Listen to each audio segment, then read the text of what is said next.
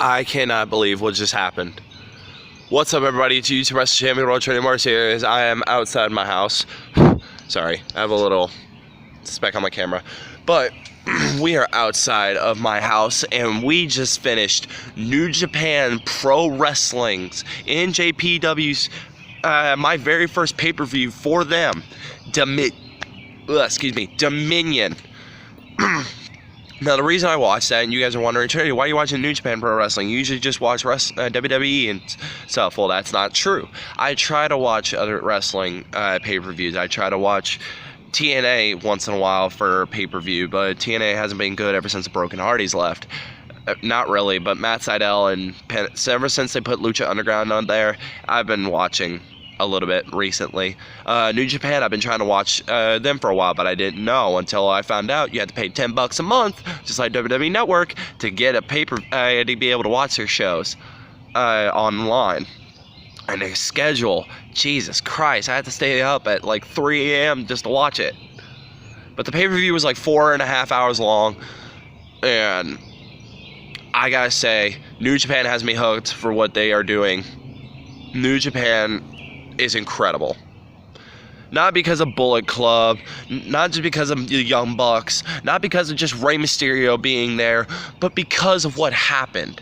Because of how incredible these athletes I have seen are. Like, Will Ospreay performed several moves tonight that freaking wowed me. Kenny Omega and Kazuchika Okada in their 4th bout in a 2 out of 3 falls match with no time limit. Freaking put me in so much suspense. I came out here screaming, oh my god. So, we're going to talk about this. This is going to be my review and my opinion on the pay-per-view. So, the first couple matches, yeah, they were really great. Chaos was involved with it, and everything else went perfectly in order, and everything was going so great. And we had David Finlay compete. I'm trying to remember names. Toriano was I think Toriano. Yeah, Toriano was one of the guys that fought. But he fought with Zack Sabre Jr. and Suzuki. He fought with Zack Sabre Jr. against Zack Sabre Jr. and Suzuki with, I can't remember, and Toriano fought on the other side. And that match was actually pretty great. David Finlay, a new married man, he won his match with, I can't remember. Oh, it was against Jay White and, I can't remember the other name. But those guys were incredible. That match was pretty fantastic. And then you get to the big card matches that I was going to predict until I remembered that tonight was Dominion. I mean, earlier at like 3 o'clock in the morning was Dominion, because I already had the prediction set up. I thought it was going to be later Saturday night, like Sunday at 3 o'clock in the morning. And the first match I want to talk about is the triple threat IWGP Never Openweight Championship match between Taishi, Michael Elgin, and Hiroki Goto. Now, the prediction I had was Hiroki Goto, but I also thought Michael Elgin might have won that match. Now, the match was pretty intense. They had Taishi in some little singing little thing. He kind of looked like a Phantom at the Opera thing. He's not bad. I kind of like him. He's actually a pretty good wrestler. He went around. Taishi distracted the ref, tried to do a low blow, and missed. Instead of going right where the nuts are, he went to his right, and he kicked him in the leg. Didn't even hit him in the nuts. Elgin knocked him out, and it was Goto and Elgin for a while. Then it was Taishi and Elgin. Then it was Taishi and Goto. And when the referee got distracted because of Taishi's girl, Taishi hit them both with the mic stand, but yet both of them were able to get up and continue fighting. And that match was pretty incredible itself. In the end, Taishi got hit with a buckle bomb. Goto stood up, and Michael Elgin saw him and buckle bombed Taishi into Hiroki Goto. and then power bombed him straight to the ground. Michael Elgin is your new IWGP Never Open Weight Champion, and that match was an incredible triple threat for itself. That had me on the edge of my seat. Now, another match that kind of had me, and it was a really good match, was the Young Bucks Bullet Club, or aka part of the Bullet Club, the Young Bucks, Matt and Nick Jackson versus Sonata and Evil for the IWGP Heavyweight Tag Team titles. Now, this match, you guys know that the Young Bucks are usually junior heavyweights, and I've known that for the longest time, even though I don't even watch New Japan. So, the Young Bucks, in my first pay-per-view, challenged Sonata and Evil for the IWGP Heavyweight title.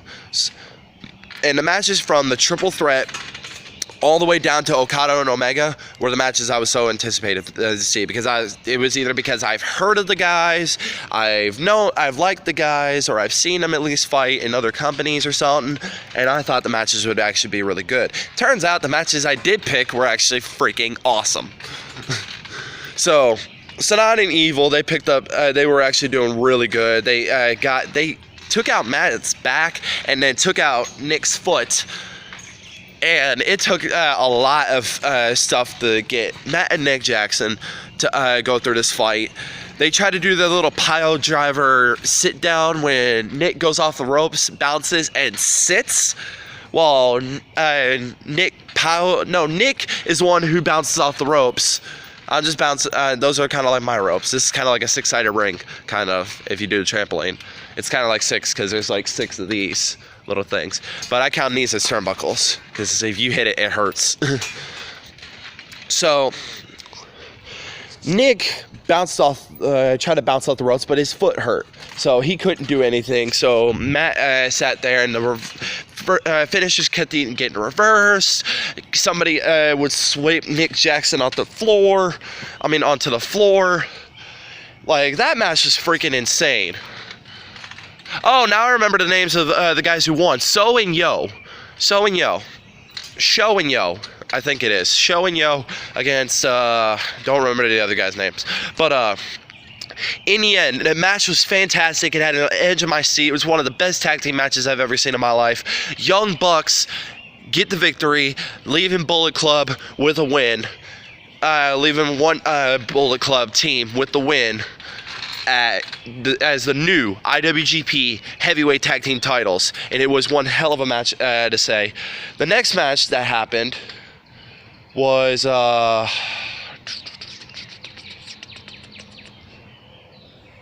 Oh yeah, there was 9 matches altogether. What match am I missing? Because I had like 4 matches all up on my sheet.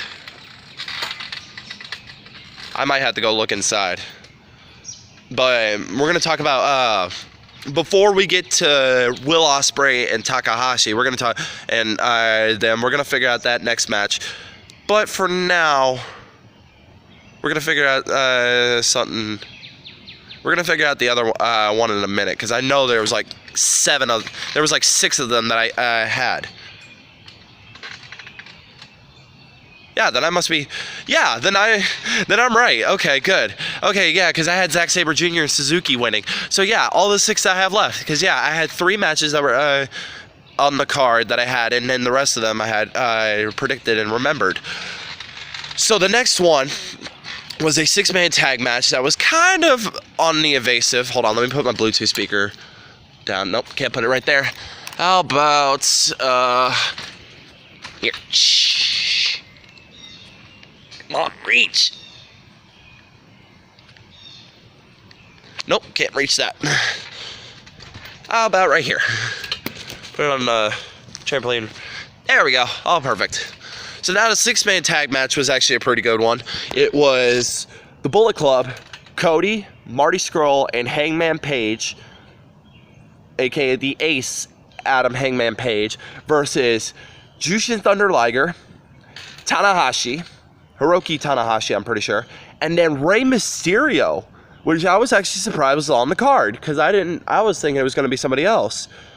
But The match was fantastic. The debut of Rey Mysterio was supposed to be months ago at Strong Style, where the Golden Lovers fought the Young Bucks in another incredible match that I really loved of New Japan. That's why I watched Dominion this time, along with the Kenny and Okada match, because I actually thought that would actually be really good. But Rey Mysterio, Jushin Thunder Liger, and Tanahashi did really freaking amazing. I couldn't believe the impact I was seeing on these guys. Jushin Thunder Liger, yeah, I've heard of. He's a freaking legend in all of pro wrestling, whether it's WWE, New Japan, or anywhere in Mexico, or anywhere in Japan. He's a freaking legend. Rey Mysterio, you already know of. I thought Rey Mysterio and Cody would get in the action, but no. Rey Mysterio kept going after Marty Scurll. Tanahashi kept going after Hangman Page. Jushin either thought Marty Scurll or Cody. But it was still a pretty good, intense match. And Marty Scurll and Jushin Thunder Liger fought for a while. Rey Mysterio got in the ring. But in the end, I'm pretty sure Tanahashi took the pin. Bullet Club got another pin. Got another victory over Rey Mysterio, Jushin Thunder Liger, and Tanahashi. And it was actually an incredible match. And then in the end, I thought Rey Mysterio or somebody would get a heel turn, but no. You see Rey Mysterio raise both Jushin Thunder Liger and Tanahashi's hands, and then shake their hand and bow, and go off the loser side's walkway. Now we're getting on to the big matches that freaking stole the show this time. Will Ospreay, Takahashi, Hiroomi Takahashi. Yeah. Hiroomi Takahashi versus Will Ospreay. I hope anybody who watches New Japan, I hope I'm getting the names right of all the Japanese guys, because I'm pretty sure I know all the. And now this match I was kind of excited for because I heard of Will Ospreay. I've seen one match of his from Steven Larson. Steven Larson showed a little bit of clips of Will Ospreay and Zack Sabre Jr. That's the only reason why I kind of predicted Zack Sabre and Suzuki winning, and I kind of also predicted Will Ospreay winning. And I'm not gonna lie, I thought Will Ospreay was gonna win at first. He actually pulled off some freaking insane moves against Takahashi. Takahashi did one hell of a fight. So did Will Ospreay. Will Ospreay had that injury around his neck. If I show, see where I'm pointing at right here. If you guys can see, I hope you guys can see. Right around this area, his neck was hurt. Hold on, let me try it one more time. Right there. Right around here. There we go. I hope you guys saw it that time. Please don't tell me you guys saw what's under there. Yeah, it scars me too, but I need to shave it. So, Ospreay got on the stage ramp. Takahashi's still on the floor. And freaking the most incredible, almost 450 flip. He ran on the stage, flipped about 5 feet, about 5 or 6, maybe 12 feet from the ramp to Takahashi, hit him, did like a senton, and landed on his shoulder and ended the move. That was so amazing. That's what got me hooked instantly on that match. And I thought, oh my God, what's going to happen next? Oh my God. And the match kept going insane, more insane after move after move after move. And it was so freaking insane. And in the end, Takahashi got Will Ospreay on the apron, did a sunset flip powerbomb on the concrete because Will Ospreay removed the padding earlier in the match and got karma for that. Flipped and got hit in padding, got in and did some move that I can't even remember the name of, and I hope you guys can mention it in the comments because it was so long ago. This pay-per-view was almost 5 hours long. I stayed up from like 3 a.m. I did like an all-nighter tonight because I really wanted to see this pay-per-view. And I paid good money to see it, thankfully, from working. I went from 3 a.m. all the way to 7:40. 7:40, they stopped the pay-per-view. Well, they're doing press conferences now and I'm pretty sure they just ended Kenny Omega's or maybe Chris Jericho's, but or Naito's. I don't know. They had a list of people that are doing press conference for, but Takahashi is your new IWGP Light Heavyweight Champion, and it was an impressive match, and I couldn't believe the match that happened, and I was so ready for the double main eventer between Tetsuya Naito and Chris Jericho, and then Kenny Omega and Okada in 2 out of 3 falls, no time limit. And most of these matches I kind of understood, which kind of took more time out of it, because it was between Naito and it was between Ospreay and Takahashi and Kenny Omega and Okada that took the most time, along with Tetsuya Naito and Jericho. Tetsuya Naito and Jericho went for about almost 45 minutes by itself.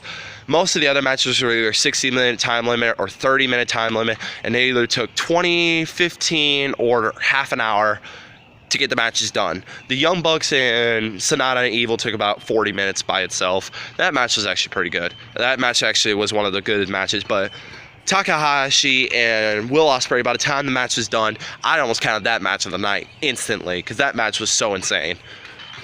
And then you had the IWGP Intercontinental Championship match between Chris Jericho and Tetsuya Naito. Tetsuya Naito coming in as champion. Chris Jericho, after he lost to Kenny Omega at Wrestle Kingdom 12, said he would never come back to Japan again until he attacked Tetsuya Naito and beat him to a bloody bath.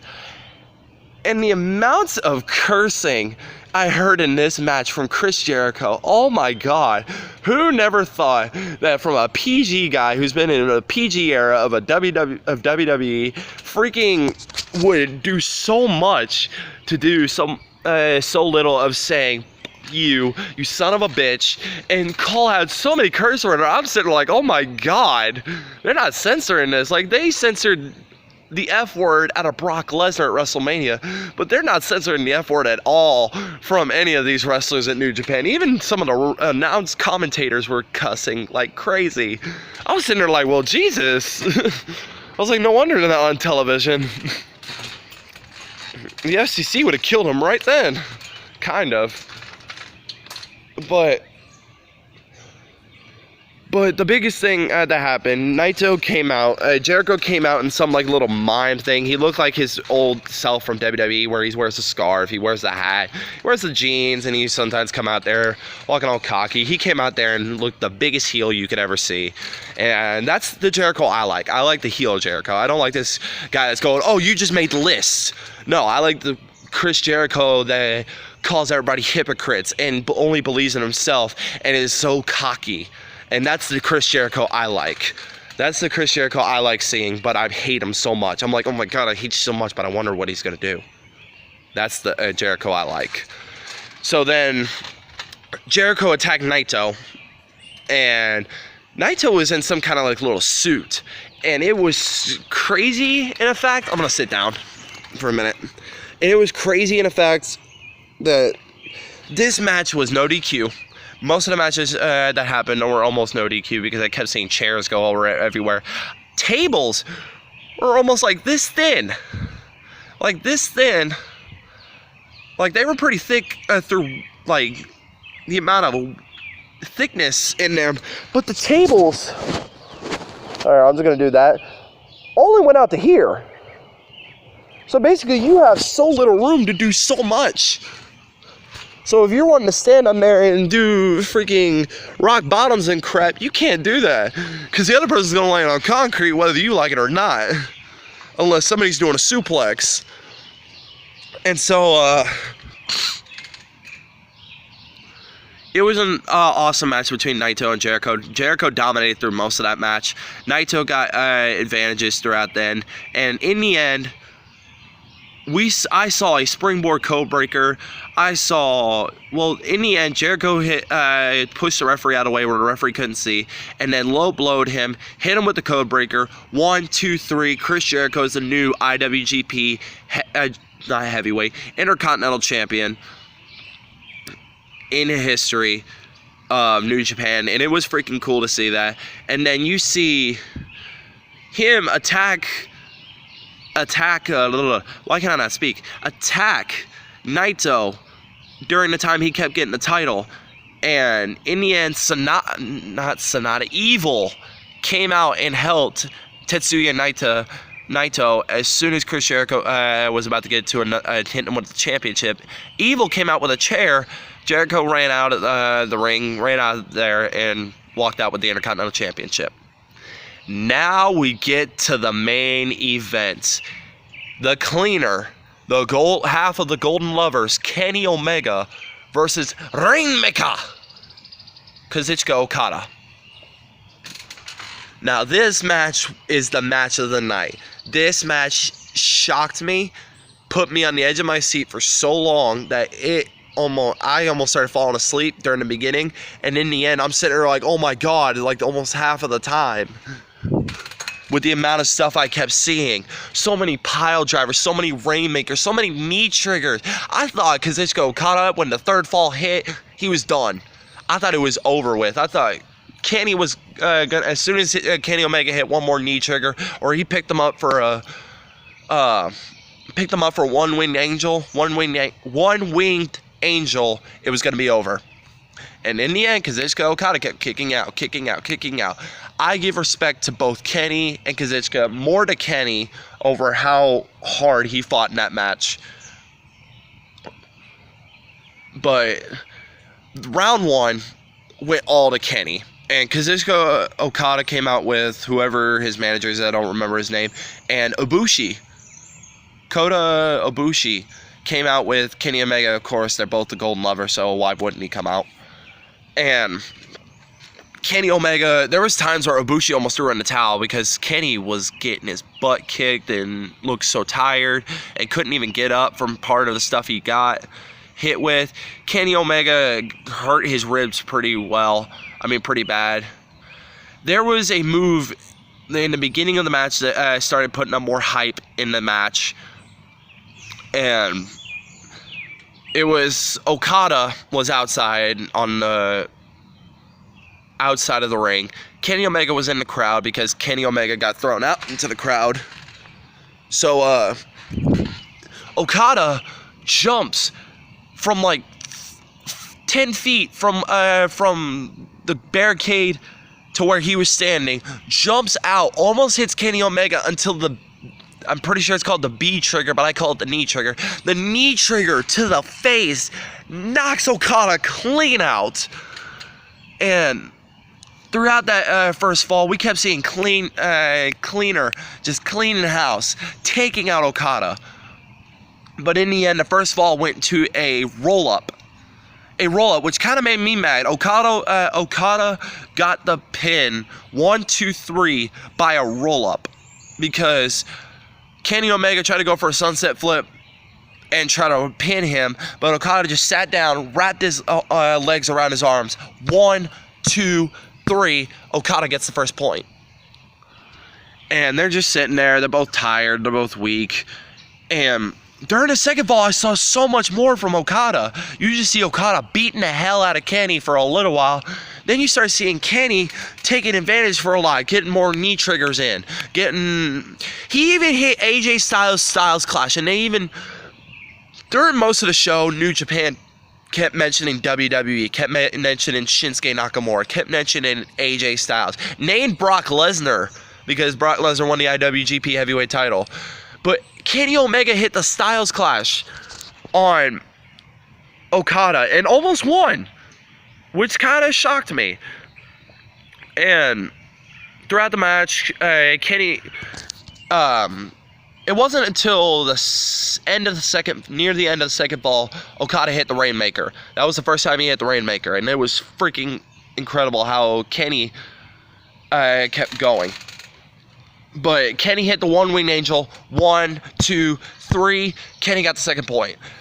And after all the knee triggers and the 3 one-winged angels Okada suffered through during that match, Okada looked unconscious. He looked knocked out. He sat there like this for about half the match. For part of the match is every time we kept seeing pile driver after one-winged angel, after Styles Clash, after knee trigger. There were so many knee triggers. I thought somebody was going to throw in the towel for Okada. Okada got almost killed with those knee triggers. Those knee triggers. There was a time Okada was on the other side of the ring. Kenny Omega jumped from half of the ring and kneed him in the face. And kneed him in the back of the head. I thought Okada was done. I thought Okada was like, all right, I'm unconscious. Time to throw in a towel for me. 1, 2, 3. Let's get the second pin done with, and let's try to get up for the third. But no, Okada kept fighting. After kick out, after kick out, after kick out. Finally, a one-winged angel got hit on him, and both men were so tired. They were both laying in the ring. Okada was so unconscious, so Kenny Omega hit him with a knee trigger. 1, 2, kick out at 2. Like, oh my God. Okada put up one hell of a fight. Now, you see the best two. These are the two best wrestlers in New Japan history. And this match was one of the best matches I've ever seen in my life. Hands down. And one of the best 2 out of 3 falls match I've ever seen in my life. Like, there are matches in WWE that did really great along with Kenny Omega and Okada. But Okada and Omega, from my first pay-per-view, hooked me. Like, that was a match that tells me, all right, we got to watch New Japan the next time it comes on. We got to. We got to sit down sometimes and do like an all-nighter just to see New Japan or catch it the next night when I had the chance. And it's so awesome to see these guys doing what they are allowed to do, and then maybe go to WWE if they can. Like Adam Cole, like Jesus, War Machine, like Ricochet, like every single person that's been in WWE from Ring of Honor and New Japan. The Red Dragons, a.k.a. the Undisputed Era. See guys like Pete Dunne go to WWE, and see all these guys from there come on and to compete. And it was so incredible to see Omega and Okada. It was one of the greatest matches I've ever seen in my life. One of the greatest pay-per-views I've ever seen in my life.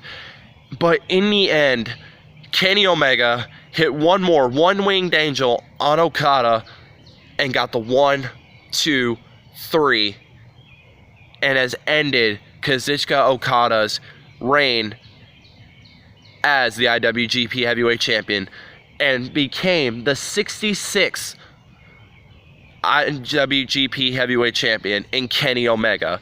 Then you see Ibushi hug Kenny Omega and get him up, and then what do we see at the end of our screens at the ramp? The Young Bucks. And yeah, the Young Bucks have been friends, and especially after the hellacious match between the Golden Lovers and the Young Bucks, where Kenny sometimes couldn't even hit a one-winged angel on Matt or Nick, and which kind of almost costs Omega the match.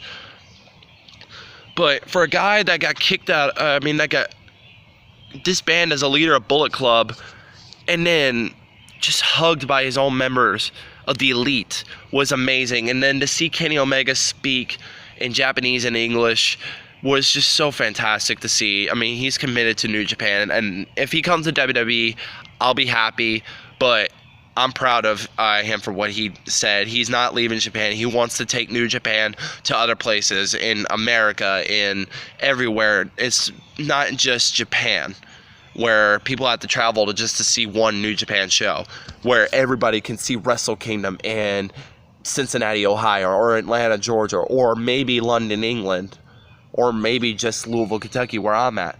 You might be able to see that happen if Kenny Omega helps it happen, which I hope he does, because I would love to see Kenny Omega, Kazuchika Okada, Will Ospreay, Zack Sabre Jr., Jay White, who's the IWGP United States Champion, the Young Bucks, Marty Scurll, Cody, Jericho, Naito. I would love to see these guys fight in America.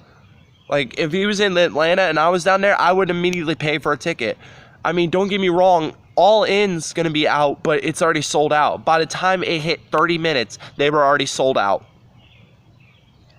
Actually, no, by 3 hours, they were sold out of tickets for All In. And that's shocked me because New Bullet Club goes through so much. And that's why by my birthday, I will be having myself a Bullet Club shirt, because I am Bullet Club for life. Especially if Kenny's in it, and the Young Bucks. And maybe Marty Scurll, but Cody, Cody also came out after Kenny was with the title, and after Ibushi and the Young Bucks were hugging, And it was so awesome to see them hugging, especially all of them. It was a fantastic moment in New Japan history. And then to see Cody come out, and then all of a sudden all of them are like, come on, get in the ring. Get in the ring. Either shake his hand or go away. Cody walked away, and then that's when the commentator said good night. But Kenny Omega said goodbye, good night, walked out of New Japan. Walked out of Osaka-jo Hall, where last year's held, and he finally made history as the 66th IWGP Heavyweight Champion. So congrats to Chris Jericho and Kenny Omega for their championship victories. Congrats to Takahashi. Congrats to Michael Elgin. Congrats to everybody who competed. Awesome job by Rey Mysterio. Awesome job by the Bullet Club, getting victories all throughout Dominion this year. And this pay-per-view made me want to watch New Japan the next time it comes on, or the next time I'm able to watch it. And I hope I'm able to get more reviews of maybe like Wrestle Kingdom or something for you guys, to show you guys how much I actually really like New Japan Pro Wrestling. So I thank you guys so much for watching. As always, like this video, leave a comment, and subscribe for more. Till next time, it's YouTube Wrestling Champion of the World signing off, saying Bullet Club for life. Later.